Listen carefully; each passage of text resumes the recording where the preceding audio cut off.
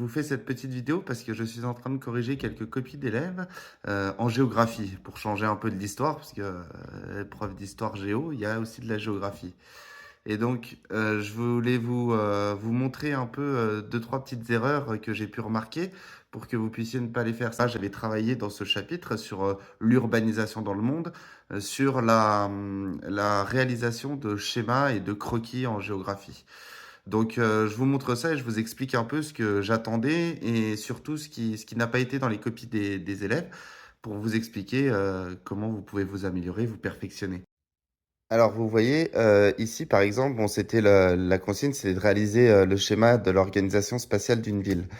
Donc, comme vous pouvez voir, alors, l'élève a fait plutôt le fameux œuf au plat, en quatrième, hein, je précise que c'est le niveau quatrième, avec une très bonne organisation de la légende, ça, il n'y a pas de souci.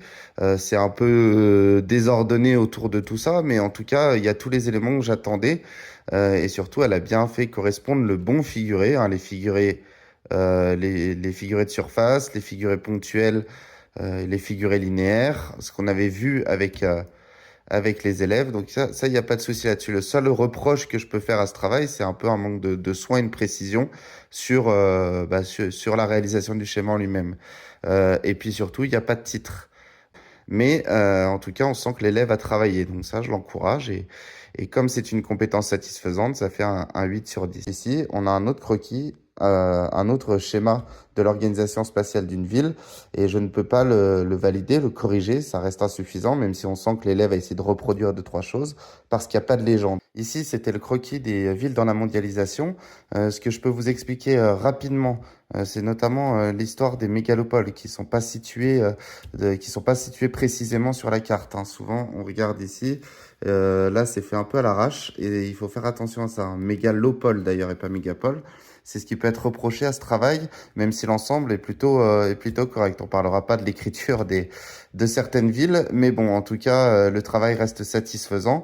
Et ça, c'est ce qui était attendu avec le terme de ville globale, autre métropole mondiale. Donc ça, par exemple, c'est bon. Sur celui-ci de croquis, une erreur que j'ai remarquée, c'est sur le figuré. Vous voyez, ce n'est pas le même figuré, effectivement. La double flèche, c'est bien, c'est une double flèche. Mais ici, elle n'est pas coloriée à l'intérieur. Et ça, c'est important pour montrer les flux majeurs. Il faut que le figuré dans la légende corresponde vraiment à ce qu'il y a ici. Si elle est coloriée ici, elle doit être ici.